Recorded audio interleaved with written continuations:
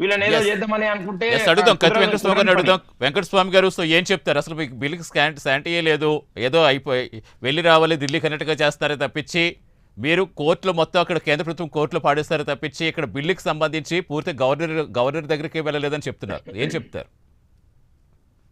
ఇప్పుడు విధి విధానాలు ఏం లేకుండానే, దాంట్లో ఏం పస లేకుండానే కళ్ళు మూసుకొని 8 మంది బీజేపీ సభ్యులు ఉమ్, అంటే ఏ కండిషన్ లేకుండా ఎందుకు మద్దతు తెలిపారు మరి? మ్మ్.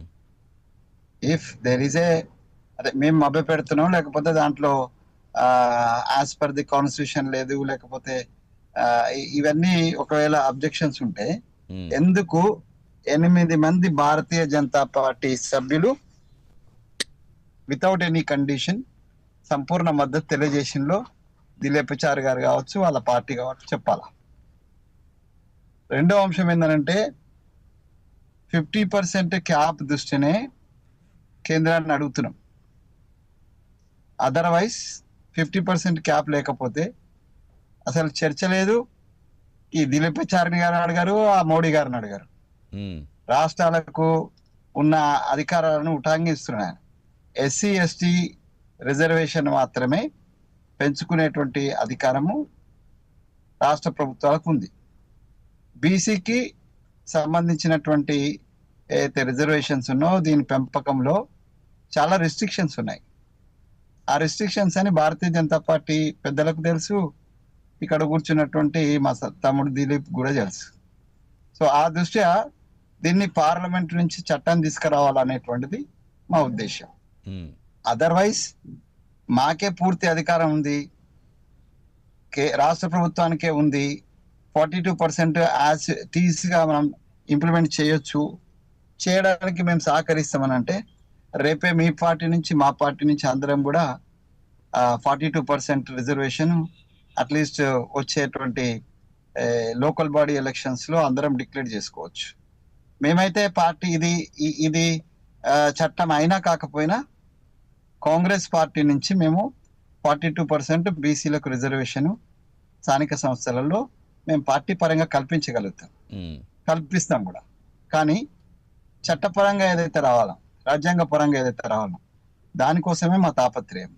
అంటే ఇందాక అంటే వెంకటస్వామి గారు ఇక్కడ మెయిన్గా నేను కిషన్ రెడ్డి గారు కూడా మాట్లాడితే అసలు మీ మంత్రివర్గంలో ఎంతమంది బీసీలు ఉన్నారు, బీసీల మీద ఎక్కడ మీ చిత్తశుద్ధి కనిపిస్తోంది?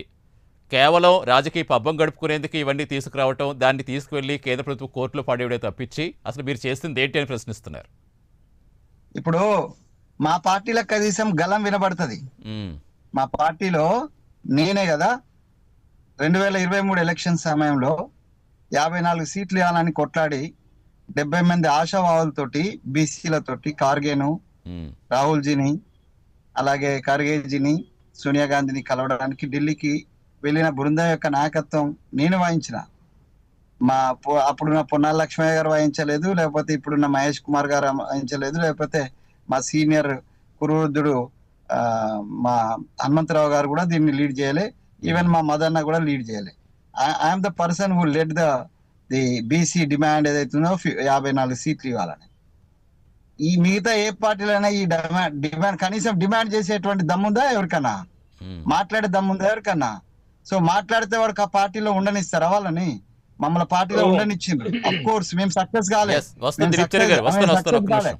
మేము ఫైట్ చేసినాము, మేము సక్సెస్ కాలే. నేను సక్సెస్ కాలే, స్వయంగా నాకే టికెట్ రాలేదు. నాకు టికెట్ రాకుండా 2 చోట్ల రేవంత్ రెడ్డి పోటీ చేపిస్తే ఒకరికే గతి లేదు, 2 ఎందుకు పోటీ చేస్తున్నా అడిగినటువంటి స్వేచ్ఛ మా పార్టీలో ఉంది. అంటే రాహుల్ గాంధీ గారి నాయకత్వంలో చేస్తున్నామని చెప్పారు. ఇంత పెద్ద ఎత్తున బీసీ సంఘాలు కలుపుకుని దేశవ్యాప్తంగా అన్ని ప్రధాన పార్టీలను కలుపుకుని చేస్తాం అనుకున్నప్పుడు మరి మీ ఎక్కడైతే రాహుల్ గాంధీ గారు ఎందుకు హాజరు కాలేదని ప్రధానంగా వినిపిస్తోంది. సార్, పార్లమెంట్ కి సంబంధించినటువంటి సెషన్స్ ను దాని యొక్క టైట్ షెడ్యూల్ దృష్ట్యా ఈ కుడ్ నాట్ అటెండ్. యాక్చువల్లీ మేము ఇచ్చినటువంటి షెడ్యూల్ లో మాకు సమయం ఇచ్చిన దాని ప్రకారం వారు కూడా వస్తారు. ముందే మేము declaration Rahul ji also is coming అనేది మేము డిక్లేర్ చేసినాం. అది మేము దాపరికేం లేదు.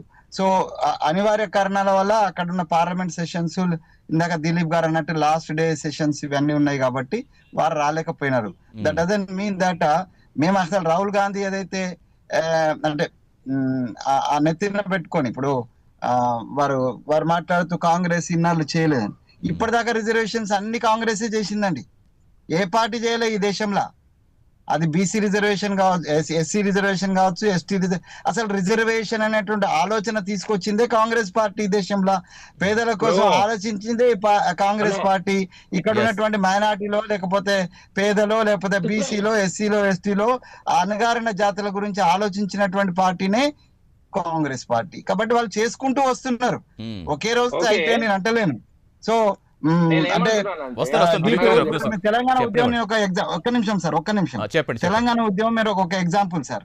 తెలంగాణ ఉద్యమ టైంలో కాంగ్రెస్ లో ఉన్నటువంటి మహామహులంతా ఇవాళ చీరలో కూర్చొని అది మంత్రి పదవులు ఎంజాయ్ చేస్తున్న మా మిత్రులందరూ కూడా తెలంగాణ అపోజ్ చేసిన వాళ్ళు చాలా మంది ఉన్నారు sir. Even then we fought for it and the Congress has accepted. Congress దానికి కమిటెడ్ ఉన్నది. అమ్మ Sonia Gandhi garu with the support of the ఆమె చనిపోయినటువంటి కీర్తిశేషురాలు సుష్మా స్వరాజ్ గారు, ఇవాళ ఉన్నటువంటి మీనా కుమార్ గారు, వాళ్ళ ముగ్గురు అమ్మల ముచ్చటైన తెలంగాణ తీసుకున్నటువంటి ఘనత కాంగ్రెస్ పార్టీదే తప్ప మీ ఎవరు కాదు. అన్న కలిసి పని చేసినాం.